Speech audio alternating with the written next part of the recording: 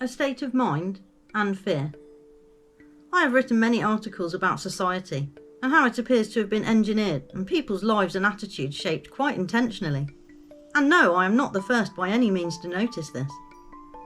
And of my recent ones, Leading to a State of Mind looks at how women have been geared up to have a certain way of thinking towards opportunities presented or afforded to them by society, as well as my article Digging for Gold or Freedom. But alongside that, I've also noticed and have been discussing the other side of socially engineering the mentality of all the people across the board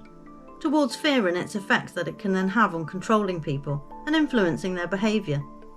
See articles Living in Fear and Living in Fear and Update for how the various tactics were laid out over the years from a certain perspective. It's only more recently though I've come to realise that it is many things that have been used for purpose, and once I start to unpick them or give thought to how or why you might orchestrate certain events, it seems there is much to see.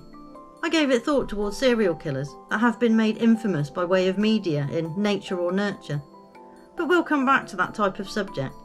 where the media plays a pivotal role and people's thoughts are infiltrated with horrific events, possibilities and outcomes to contend with.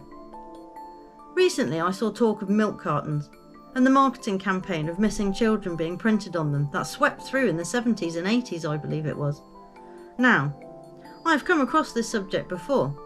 but more the extra sinister side of it, where it crosses over into the realms of the Nephilim, clowns and all sorts of strange things. But the idea was put forward of there never being any missing children, that they were all apparently fabricated, which I have to admit, I still hadn't considered. But why would they do that, you might ask, as I did? Well, if we were to look at it through cynical eyes, one could say it was for the purpose of putting fear into the minds of children, to make them afraid and seeking safety in the authorities, with a daily conditioning reminder by way of the breakfast table, knowing that would be the surefire way to get them each and every morning, as you couldn't rely on children watching the news or reading the papers now, could you? It then plants the seeds for parents also feeling afraid for their children, paving the way for more restrictions placed within the family structure, by the family structure.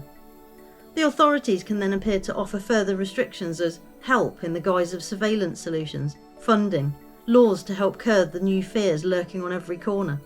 but never actually preventing them, and in fact, leading to more of them often, it would seem. Neatly captured and exposed with all the gruesome details laid bare in the media. The shock, the horror, the aftermath, the lessons and changes to take place thereafter to bring about whatever mentality or rule was required. But some people fail to see the purpose or fallout from said changes, or even notice they occurred in some cases, thinking maybe it was always that way, or easily forgetting what came before, or thinking it was just a natural consequence of normal society. The social and mental implications of events have always interested me, from reading about terrible things in the past, and then wondering on how that might have changed the general mindset of people, or conditioned them for a new way of thinking.